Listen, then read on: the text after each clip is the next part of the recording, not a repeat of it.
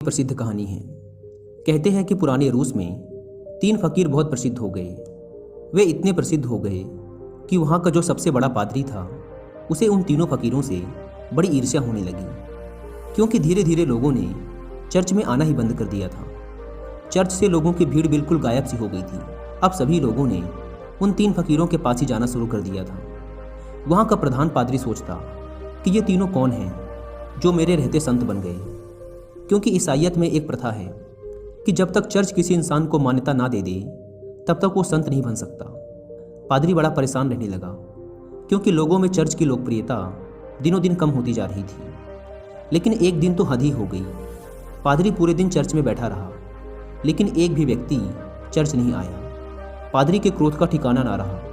उसने निश्चय किया कि आज तो उन तीनों फकीरों की खैर नहीं, आज तो मैं उन तीनों को सबक सिखाकर ही रहूँगा। वह अपनी पूरी पादरी वेशभूषा में तैयार हुआ। उसने सोने का ताज पहना, हाथ में प्रधान पादरी का प्रतीक वाला सोने का डंडा लिया और चल पड़ा उन तीनों से मिलने। वे तीनों एक बड़ी सी झील के उस पार रहा करते थे। पादरी एक नाव में बैठकर झील के उस पार पहुंचा। थोड़ा आगे चलने पर उसे एक बड़े से पेड़ के नीचे 3 सीधे साधे से इंसान बैठे हुए दिखाई दिए। वे तीनों पलथी मारकर चुपचाप उस पेड़ के नीचे बैठे हुए थे। पादरी ने उनके पास जाकर कहा, क्या तुम तीनों ही वो प्रसिद्ध संत हो जिनके कारण लोगों ने मेरे चर्च में आना बंद कर दिया है? उन तीनों ने कहा, संत? अरे नहीं नहीं, हम किस बात के संत? हम संत बनने के लायक नहीं हैं। ये तो यहाँ के लोग कहते हैं कि हम तीनों संत हैं। पता नहीं किसने ये झूठी अफवाह फैला दी, जिसे सुनकर लोगों की भीड़ यहाँ आती है। हम तो रोज़ ही इन्हें मना करते हैं कि यहाँ मत आया करो, लेकिन हम जितना मना करते हैं भीड़ उतनी ही बढ़ती जा रही है। हम इस भीड़ से परेशान हो चुके हैं। ये भीड़ भाड़ हमें रुचती नहीं। हम तो एकांत में ही रहना चाहते हैं। अच्छा हुआ आप आ गए। अब आप ही बचाइए हमें इस भीड़ से। यह सुन वह पादरी तो खुशी से फूला न समाया। सोचने लगा, ये तो बड़े ही भोले लोग निकले। खटिया खड़ी कर दूंगा इन तीनों की। आज तो इन तीनों को लाइन में लगाकर ही जाऊंगा। पादरी ने पूछा, लेकिन तुम तीनों करते क्या हो? उन्होंने कहा, कुछ नहीं, बस इस पेड़ के नीचे बैठकर ईश्वर की प्रार्थना करते हैं। पादरी ने पूछा, बाइबल कहाँ है? उन तीनों ने अपना सिर नीचे झुका लिया। पादरी ने पूछा, क्या हुआ? उन्होंने कहा, अब क्या बताएं आपसे, हम तीनों ही अनपढ़ हैं, हमें पढ़ना नहीं आता। बाइबल रखकर भी क्या करेंगे? यह सुनकर तो वह पादरी और भी खुश हुआ। सोचने लगा, अनपढ़ हैं फिर भी इतने सारे लोगों को बेवकूफ़ बना रखा है। इनकी तो मैं मटिया मेट कर डालूंगा, पूरे शहर के सामने इनकी बेइज्जती करूंगा। पादरी ने पूछा, फिर तुम लोग प्रार्थना कैसे करते हो? चर्च की प्रार्थना तो तुम्हें याद होगी ना? यह सुन उन तीनों ने फिर से अपना सिर नीचे झुका लिया। पादरी ने पूछा, अब क्या हुआ? तुम लोगों ने फिर से अपना सिर नीचे क्यों झुका लिया? उन्होंने कहा, क्या बताएं, बड़ी लज्जा आ रही है आपसे बताते हुए कि हमें प्रार्थना भी नहीं आती। पादरी ने आश्चर्य से कहा, क्या तुम्हें प्रार्थना भी नहीं आती? उन तीनों ने नाम में अपना सिर हिला दिया। पादरी ने कहा, फिर तुम तीनों प्रार्थना करते कैसे हो? उन्होंने कहा, आपके चर्च की प्रार्थना तो बड़ी लंबी चौड़ी है, हम अनपढ़ गवारों को याद ही ना हो पाई, और फिर गलत पढ़ने का कोई मतलब भी नहीं है। इसलिए बहुत सोचने के बाद, बहुत गणित भिड़ाने के बाद हमने अपनी खुद की एक प्रार्थना बना ली। यह सुन पादरी जोर से चिल्लाया, क्या तुमने अपनी खुद की प्रार्थना बना ली?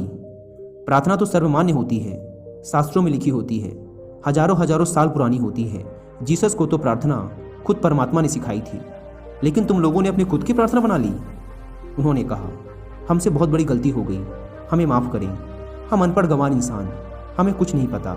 अब आप हमें जो प्रार्थना सिखाएंगे हम वही प्रार्थना आज से करेंगे। हम आपके पैर पड़ते हैं, हमसे बहुत बड़ी गलती हो गई, हमें क्षमा करें और आप हमें अपनी वाली प्रार्थना सिखाएं। लेकिन पादरी के मन में भी जिज्ञासा जागी कि देखूं तो इन्होंने कौन सी प्रार्थना बनाई है। पादरी ने कहा, पहले तुम लोग मुझे अपनी प्रार्थना सुनाओ। उन्होंने कहा, नहीं महाराज, हम अनपढ़ों की प्रार्थना का कोई मतलब नहीं, आप हमें और शर्मिंदा ना करें, आप हमें अपनी वाली प्रार्थना सिखाएं। लेकिन पादरी नहीं माना, इसलिए पादरी के बार बार कहने पर आखिर में वो अपनी प्रार्थना सुनाने के लिए राजी हो गए। उन्होंने कहा, हमने बहुत सोचा, बहुत विचार किया, लेकिन हमें कोई प्रार्थना ना सूझी। फिर हमें याद आया कि ईसाईयत में तो भगवान के 3 रूपों को माना गया है, इसलिए हमने इसी पर अपनी प्रार्थना बना दी। अगर आप हमारी प्रार्थना सुनेंगे तो हम पर हंसेंगे। इसके बाद वे तीनों चुप हो गए। पादरी ने कहा, अरे बताओ। नहीं हंसूंगा मैं। उन्होंने कहा, भगवान के 3 रूप हैं, इसलिए हमने प्रार्थना बना दी कि हम भी 3 तुम भी 3, हम पर कृपा करो। यह सुन तो वह गंभीर पादरी भी हंस पड़ा। बोला, जिंदगी में बहुत प्रार्थनाएं सुनी, पर ऐसी प्रार्थना कभी ना सुनी। वह मन ही मन सोचने लगा, बड़े बेवकूफ़ लोग हैं, आज तो इनकी अक्ल ठिकाने लगाकर ही जाऊंगा। इन तीनों को मेरे पास चर्च में आना ही पड़ेगा। उन तीनों ने कहा, आप हमारी छोड़िए, अपनी प्रार्थना सिखाइए, हम आज से वही करेंगे। पादरी ने उन्हें चर्च की प्रार्थना सिखानी शुरू की। उन्होंने कहा, एक बार और। पादरी ने फिर सुनाई। उन्होंने कहा, एक बार और। पादरी ने तीसरी बार सुनाई। उन्होंने कहा, एक बार और, कहीं भूल न जाएं। पादरी ने फिर सुनाई। उन्होंने कहा, एक आखिरी बार और। पादरी ने कहा, घबराओ मत, कभी कभी चर्च भी आया करो, धीरे धीरे तुम लोगों की भी जिंदगी सुधरने लगेगी, और अगर रोज आओगे तो यह प्रार्थना भी सीख जाओगे। उन्होंने कहा, जी, जैसी आपकी आज्ञा। पादरी बड़ा खुश हुआ। उसने कहा, तुम लोग डरना मत, चर्च आओ, मैं तुम्हें माफ़ कर दूंगा और लोगों से भी माफ़ करवा दूंगा। उन्होंने कहा, आपका बहुत बहुत धन्यवाद, आप बड़े महान इंसान हैं। पादरी ने सोचा, चलो एक झंझट छूटी, इन मूर्खों को तो लाइन पे ले आया। वह अपनी नाव पर बैठकर वापस जाने लगा। नाव अभी झील के बीचों बीच पहुंची ही थी कि पीछे से कुछ लोगों के चिल्लाने की आवाज़ आई। पादरी और माझी ने पीछे मुड़कर देखा तो उनकी आंखें फटी की फटी रह गई। वे तीनों पादरी को पुकारते हुए झील के पानी पर दौड़ते हुए चले आ रहे थे। वे तीनों पानी पर ऐसे दौड़ रहे थे मानो कोई जमीन पर दौड़ रहा हो। यह देखकर तो पादरी के हाथ से वह सोने का डंडा छूटकर वही नाव पर गिर गया। यह चमत्कार तो आज तक केवल जीसस ने ही करके दिखाया था। वे तीनों भागते हुए नाव के किनारे आकर खड़े हो गए और पादरी से कहने लगे, आप वो प्रार्थना हमें एक बार और सुना दें, हम उसे भूल रहे हैं। वो कहता है ऐसे शुरू होती है, ये कहता है ऐसे शुरू होती है, मैं कहता हूँ ऐसे शुरू होती है। हम तीनों में बहस शुरू हो चुकी है। अब हम बहस करें या प्रार्थना करें, इसलिए आप हमें वो प्रार्थना एक बार और सुना दें। पादरी ने तो झुककर उनके पैर ही पकड़ लिए और कहने लगा, अब तक जो भी बताया है, जो कुछ भी कहा है, सब कुछ भूल जाओ। तुम्हारी प्रार्थना जीती और मेरी हारी। तुम्हारी प्रार्थना ही श्रेष्ठ है क्योंकि वह सुन ली गई है। और सच तो ये है कि अब से मैं भी तुम्हारी वाली ही प्रार्थना करूंगा। गलती तो मुझसे हुई है जो मैंने तुम्हारी प्रार्थना को कम समझा, जबकि कमी तो मेरी श्रद्धा, मेरी आस्था में थी, कमज़ोर तो मेरी प्रार्थना थी। इसलिए आप लोग मुझे क्षमा करें, बड़ा उपकार होगा। वे तीनों फकीर बोलते रहे कि आप एक बार हमें अपनी वाली प्रार्थना और सुना दें, लेकिन वह पादरी चुपचाप अपना सिर नीचे झुकाए वहाँ से चला गया। दोस्तों, अगर आप लियो टॉल्स्टॉय